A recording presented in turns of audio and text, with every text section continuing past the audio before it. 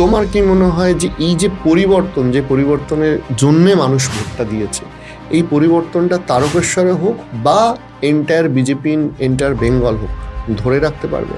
আজকে এই জায়গাটায় এই সরকার তৈরি হয়েছে ৩০০-র বেশি লাশের উপর দিয়ে হেঁটে। যারা পাঁচিলের ওপারে ছিলেন, যারা ৪ তারিখের আগে পর্যন্ত মনে প্রাণে এবং তার সোশ্যাল মিডিয়া থেকে শুরু করে তার কর্মজীবন থেকে শুরু করে চেষ্টা করেছেন যে কোনোভাবেই বিজেপির সরকার যাতে না আসুক, তারা পাঁচিলের ওপারেই থাকবেন। এখন বিধায়ক হওয়ার পর তোমার কাছে ফার্স্ট টপ 3টে প্রায়োরিটি কি আছে?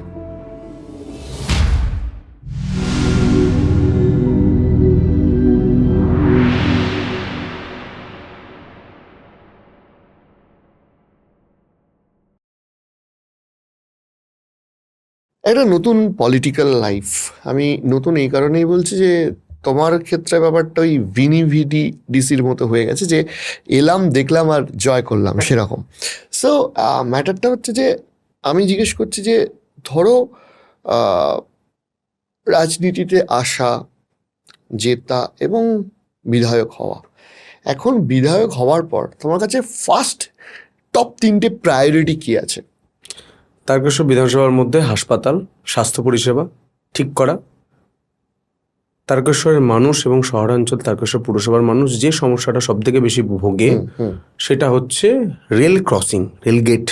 এই সমস্যা, তারকেশ্বর গেট, যেটা তারকেশ্বর গেট, এই দুটো সমস্যার সমাধান করা 3 নম্বর প্রায়োরিটি আমার কাছে, মানে থার্ড প্রায়োরিটি। 3টেই কিন্তু গুরুত্বপূর্ণ প্রায়োরিটি, আমি 1, 2, 3 করে বলতে হচ্ছে বলে তাই। 3 নম্বর প্রায়োরিটি আমার, সেখানে কৃষক ভাইয়েরা যারা রয়েছেন, আমার বাপ কাকারা যারা রয়েছেন, তাদেরকে যেমন তেমন করে হলেও তাদেরকে বাঁচিয়ে তোলা। তারা দেওয়ালে পিঠটা ঠেকে গিয়েছে। এবারের আলুতেও যেটা হয়েছে, আমরা অনেক চেষ্টা করছি, কোনোভাবেও রিকভারি করার চেষ্টা করছি, কিন্তু যতটা পারছি করছি। কিন্তু সামনের বছর আলু চাষ করবেন, কিভাবে আমরা সাহায্যগুলো দেব, তার কিন্তু পরিষ্কার বিবরণ আমাদের যে বাজেট, সে বাজেটে লেখা রয়েছে। ধানের জন্য কি আছে সেটা লেখা রয়েছে। আমি যদি শুধু তারকেশ্বর বা বৃহত্তর বাংলার ক্ষেত্রেও জিজ্ঞাসা করি, সেটা হচ্ছে যে অনেক ক্ষেত্রেই দেখা যাচ্ছে যে পুরনো তৃণমূলী তারা চেষ্টা করছে বিজেপিতে আসার জন্য, বা হঠাৎ বিজেপি যে কালচারটা শুরু হয়েছে সেখান থেকে তোমার কি মনে হয় যে এই যে পরিবর্তন, যে পরিবর্তনের জন্যে মানুষ ভোটটা দিয়েছে, এই পরিবর্তনটা তারকেশ্বরে হোক বা এন্টায়ার বিজেপি এন্টায়ার বেঙ্গল হোক, ধরে রাখতে পারবে? আমার ব্যক্তিগত যদি জিজ্ঞাসা করেন, যে স্ট্যান্ড আছে সেই স্ট্যান্ড রাজ্য বিজেপির সভাপতি শ্রমিক ভট্টাচার্য থেকে শুরু করে শুভেন্দু দাস স্ট্যান্ড একই। ম্যাচ কি ম্যাচ? যারা পাঁচিলের ওপারে ছিলেন, যারা ৪ তারিখের আগে পর্যন্ত মনে প্রাণে এবং তার সোশ্যাল মিডিয়া থেকে শুরু করে তার কর্মজীবন থেকে শুরু করে চেষ্টা করেছেন যে কোনোভাবেই বিজেপির সরকার যাতে না আসুক, তারা পাঁচিলের ওপারেই থাকবেন। এটা পরিষ্কার স্ট্যান্ড। কারণ আজকে এই জায়গাটায় এই সরকার তৈরি হয়েছে ৩০০-র বেশি লাশের উপর দিয়ে হেঁটে। কর্মীরা বলিদান করেছেন, তাদের জন্য এই সরকার এসেই তাদের পাশে থাকার চেষ্টা করেছে, এবং প্রায় লাখের কাছাকাছি মানুষ মিথ্যে মামলা সাফার করে জেল খেটে এসেছে। এটা একদিনের জিনিস নয়। আপনি বলতে পারেন যে সন্তু, তুমি তো 2 তারিখে এসেছো, 2 তারিখ মানে জয়েন করেছো বিজেপিতে 2 তারিখ, তার আগে তুমি সাংবাদিক ছিলে। সাংবাদিক আমি ছিলাম, যে প্রশ্নগুলো করেছিলাম সেগুলো মানুষের প্রশ্ন ছিল, এবং সেই প্রশ্ন তুলেই, সেই ইস্যুগুলো নিয়েই বিজেপি মাঠে ময়দানে লড়াই করেছিল। আমি দেখলাম আমি সাংবাদিকতাটা করতেই পাচ্ছি না, কারণ আমি একটা প্রশ্ন করছি, তার এগেনস্টে 8টা মামলা আসছে। রাইট। আমি একটা প্রশ্ন করছি, তার এগেনস্টে আমাকে 4 দিনের জেল খাটিয়ে দেওয়া হচ্ছে।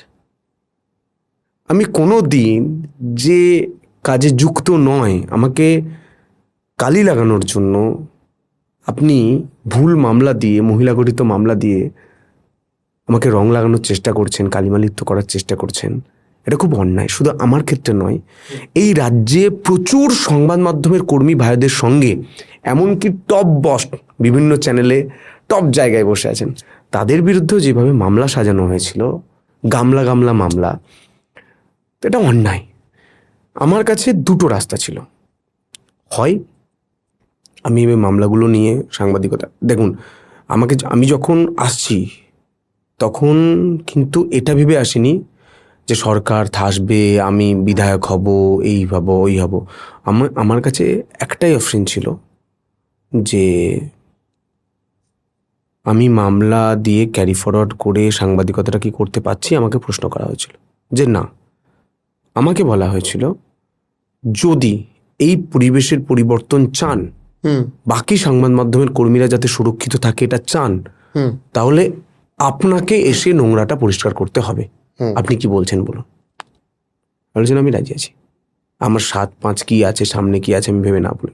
কিন্তু আরও একটা দাদা, আমি পরিষ্কার বলছি, সরকারে আসার পর প্রচুর চ্যানেলের টপ বসেরা তারা কিন্তু রাতারাতি চাকরি ছেড়ে দিয়ে হাওয়া হয়ে গেছে। কেন?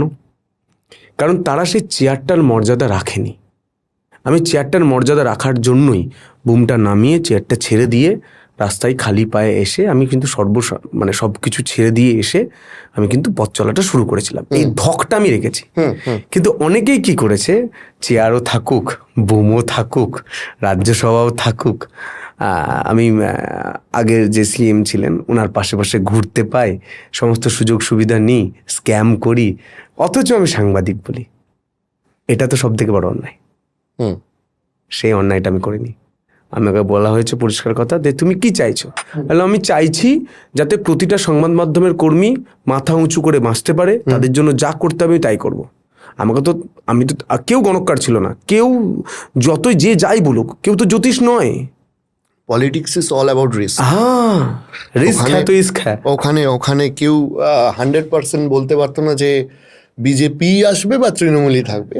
এত ক্লোজ একটা ভোট, যেখানে 4-5%-এর ভোট পার্সেন্টেজের তফাৎ হয়েছে।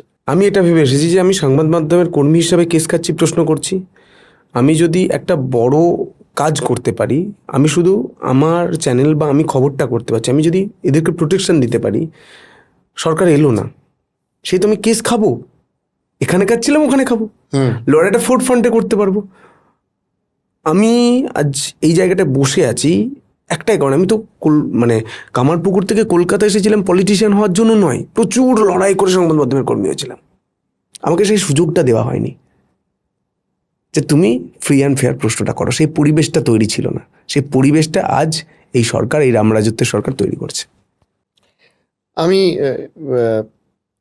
তোমার সাংবাদিক জীবনের ক্ষেত্রে একটু আসি। সেটা হচ্ছে যে ধরো আগের সরকারের আমলে যখন তুমি সংবাদ কভার করতে গেছো, সন্দেশখালিতে তোমার একবার অ্যারেস্ট করা হয়েছিল। তার একটা লাইভ স্ট্রিম আমরা ইভেন দেখেছিলাম, রিপাবলিকে তখন এসছিল। ঠিক কি ঘটনাটা ঘটেছিল আমি আরেকবার একটু রিক্যাপ করি। হ্যাঁ, সেটা হচ্ছে আমার যে আমি অনুষ্ঠানটা করতাম বিকেল 5টায়, সেই অনুষ্ঠানটা করার আগে যে ঘাটটা, ফেরিঘাটটা ছিল না, ওপারে ঘাটটা নামছো তুমি, নেমেই বাঁদিকে পুলিশের একটা কিছু কোয়ার্টারের মতো ছিল, তার সামনে একটা ফুচকা বিক্রি হতো। বাঁদিকে নেমেই ওই ফুচকা দোকানে আমি ফুচকাটা খাচ্ছি, সেই সময় আমাকে একজন এসে বললেন যে শেখ শাহজাহান তো সব কিছু করছেন, কিন্তু এখানে পুরো অপারেশনটার দায়িত্বে যিনি ছিলেন তার বাড়িটা এটা, শিবু আর একটা কিছু নাম বলেছিলেন। বললাম তাই নাকি? বললো হ্যাঁ। বললাম ঠিক আছে চলো ঘুরি। ক্যামেরাটা রাস্তা থেকে, ওই ফুচকার দোকান ওখান থেকেই, আমার একজন সহকর্মী ছিলেন, মহিলা সহকর্মী, তার সঙ্গে আমি ফুচকা খাচ্ছিলাম, আমার দিদি সম্পর্কে।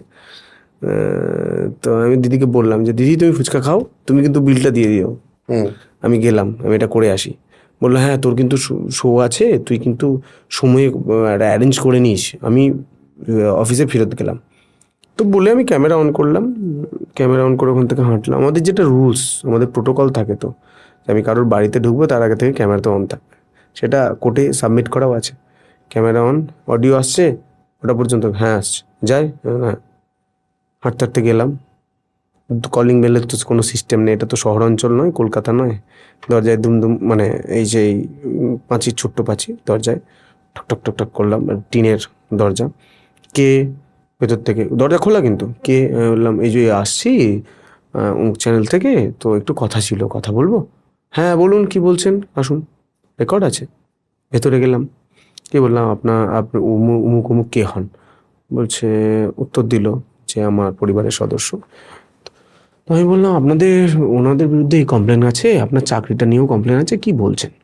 উনি বললেন, সব মিথ্যে কথা, সাজানো ঘটনা, এইসব যেমন উত্তর দেয়। ন্যাচারালি উত্তর দিয়েছে। বিচারপতি দেখেছেন, দেখে আমার ইনভেস্টিগেশন অফিসারকে জিজ্ঞাসা করেছিলেন যে পুরো রিপোর্টটা তো আমরা দেখলাম, আপনাদের কাছে অন্য কোনো সিসিটিভি বা অন্য কোনো ফুটেজ আছে যেখানে দেখা যাচ্ছে উনি মহিলাকে ধমকাচ্ছেন বা মহিলার সঙ্গে খারাপ ব্যবহার করছেন? আছে কিছু? সব কিছু করেছি। উনি বলেন, যেটুকু বলেছেন। আমি যখন প্রশ্ন করলাম যে আপনার চাকরি তো একটা নিয়ে প্রশ্ন আছে যে চুরি করে চাকরিটা পেয়েছেন, তখন চুরি করার চাকরি চারিদিকে চলছে, না এরা বলতে পারেন না স্যার। হ্যাঁ ঠিক আছে, আমি গিয়ে পিটিসি দিলাম। পিটিসি দেওয়ার পরেও ক্যামেরা অফ হয় না, রুলস। আমি ঘরটা থেকে বেরোলাম, রাস্তায় উঠলাম, উঠে টোটোতে উঠলাম, অতটা পর্যন্ত পুরো ফুটেজ আছে। তারপর আমি আমার শো করলাম। সূর্য তখন ডুবছে, লাল হয়ে আছে, সমস্ত মহিলারা দাঁড়িয়ে। আমি ভিজুয়ালটা খুব ভিজুয়ালি পারফেক্ট হোক এটুকু আমি খুব দেখতাম। আমি ইন্ট্রো দিলাম, শো শুরু করলাম, চারিদিকে ছোট ছোট তাল গাছ। তো করে কমপ্লিট করে আমি যখন ফিরছি, তখন থেকে আমার ফোন আসা শুরু যে, এই তুই কোথায়? তো ফেরিঘাটে সবাই তোর খোঁজ করছে, পুলিশ খোঁজ করছে, কিছু কি হয়েছে? আমি বললাম, না, কি হবে? আমি তোর সাহসিকতাটাই আমার মূলধন ছিল, আর সততা। আমি তো জানি কিছু হয়নি, তো ভয় পাবো কেন? আমি ফেরিঘাটে এলাম। ফেরিঘাটে আসার পর আমাকে একজন অফিসার অ্যাপ্রোচ করলেন যে একটু থানাতে চলুন, একটু কথা আছে। আমি বললাম, কিসের কথা? বললো, না এখানে বলা যাবে না, কথা আছে, আপনি থানা চলুন। বলছি, না আমি কেন থানা যাব? আপনার প্রয়োজন আপনি এখানে বলুন। আমি ন্যাচারাল যে ব্যবহার করতাম লজিক দিয়ে ফেরিতে উঠলাম। ফেরিতে উঠে আমার 5টা থেকে 6টার শো কমপ্লিট করতে 6:30 হয়ে যাচ্ছে। দিয়ে ফেরিতে গেলাম, অন্ধকার নামছে। ফেরি দেখলাম পুরো ঠিক এপারে এসে তার আগেই ফেরিটা ঘুরিয়ে নিল। তারপর বুঝতে পারলাম যে ফেরি ওইতে 2জন অফিসার বসে আছেন। আমি বললাম, কী হলো দাদা, ঘোরালেন কেন? আমি তো জানি আমার রাত্রে আবার শো আছে, আমাকে গিয়ে রাতে শো করতে হবে, বুলেটিন করতে হবে। ওখানে কি তুমি একাই ছিলে না তোমার সাথে? হ্যাঁ, আমার ক্যামেরাম্যান ছিল, আমার ড্রাইভাররা ছিল, পুরো টিমটা ছিল। আমার 2জন ড্রাইভার, ও পারে গাড়ি, এপারে তুমি। আমার 2জন ড্রাইভার, আমি ওইটা পুরো একদম ওইভাবেই চল, 2টো গাড়ি 2টো ড্রাইভার, আমার ভিডিও জার্নালিস্ট 2জন, আমি প্রত্যেকে। দিয়ে আমরা তো ফিরি নিয়ে চলে এলো। এরপরে দেখলাম আমাদের রিপোর্টাররাও আছে। আমি কি হচ্ছে, ওরা না বলতে চাইছেন না। আমি বললাম, কি বলছে, একবার থানাতে চলুন। আমি বলছি, অসভ্যতামি হচ্ছে, ইয়ার কি করছেন আপনারা?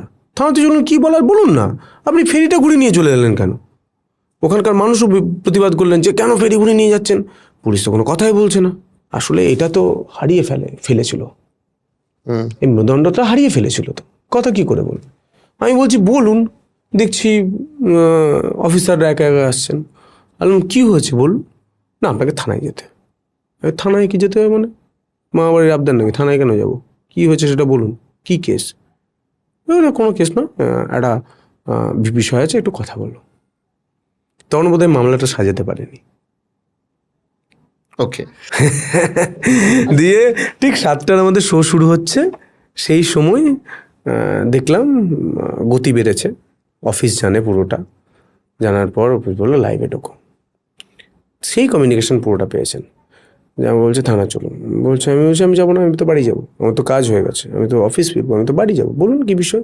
না, আপনাকে থানা যেতে হবে। আমি বলছি, যেতে পারেন না, যাবো না। বলছে, না এটা খারাপ হচ্ছে। আমি বলছি, খারাপ হচ্ছে মানে? থানা যেতে হবে বলছেন, থানা যেতে হবে, থানা চলুন। আমি যাবো না। আমার কি কেস আছে আপনি বলুন, আমার লয়ার আসবে। আপনার যদি কোনো কেস থাকে আপনি বলুন। এটা তো আমি ভারতের নাগরিক হিসেবে আমার সংবিধান আমায় অধিকার দিয়েছে যে আমি কোন ঘটনায় আমাকে পুলিশ থানা যেতে বলছে এটা আমি জানতে পারি।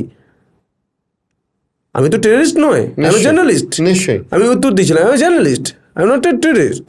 আমি টেররিস্ট তো নয়, আমাকে উত্তর দিন। তখন কি বলছে? কোনো উত্তর নেই। আরে তো উত্তর দেবে কি করে? তখন তো চলছে খাতায় কলমে কাজ, শুধু অর্ডার এসেছে তুলে নাও। কেন তুলে নাও ওটা আসে? হ্যাঁ, কেন তুলে নাও ওটা আসেনি, তাহলে বলবে কি করে? পরে অফিসাররা বলেছেন অনেকে যে কি করে বলবো, আমাদের হাত দিয়ে পাপ হচ্ছে, আমরা নিজেরা বুঝতে পারছি, তুলে নিতে। তখন কিন্তু আমি বিধায়ক নই, আমাদের সরকার আসেনি। আমি তখন হচ্ছে অভয়ার কাণ্ডের, তখন যদি সন্দেশখালি রুখে দিতেন তাহলে অভয়াটা হতো না। অভয়া কাণ্ডের কভারেজ করছি, সেই অফিসাররাই আমার সঙ্গে দেখা, কি ভালো আছেন? আমি জিজ্ঞাসা করলাম, হ্যাঁ ভালো আছি। কি কেস হয়েছিল? সবই জানেন, পুরো যা বলেছে আমরা করেছি, আর কি কেস। তো এই ঘটনা নিয়ে গিয়ে তো ওই তারপর তো ভিজুয়াল পুরোটা সবার কাছে সমান, নিয়ে গিয়ে বসিয়ে রেখেছিল 3-4 ঘন্টা বসে আছি, কেস জানতে পারছি না, কি কেস কেউ জানতে পারছে না। তারপর ঠিক হলো আমি নাকি ওই ভদ্রমহিলার শ্লীলতাহানি করেছি। ভাবা যায়? ছেড়ে দিন, যখন এখন এক্স সিএম তৎকালীন মুখ্যমন্ত্রীকে আমি সর্বসমক্ষে ক্যামেরার সামনে প্রশ্ন করলাম যে কোল স্ক্যামের টাকা আপনি কি গোয়া ইলেকশন লড়েছেন, ফাইল নিয়ে চলে যাচ্ছেন? এই দুটো প্রশ্ন আমার ছিল। তো এই দুটো প্রশ্নের মধ্যে শ্লীলতাহানি কি ছিল? ওকে, ওইখানেও কেস ছিল? হ্যাঁ, দুটো। আচ্ছা আচ্ছা, দুটো কেস। আমি জানতাম শুধু এটা। দুটো প্রশ্ন, দুটো কেস।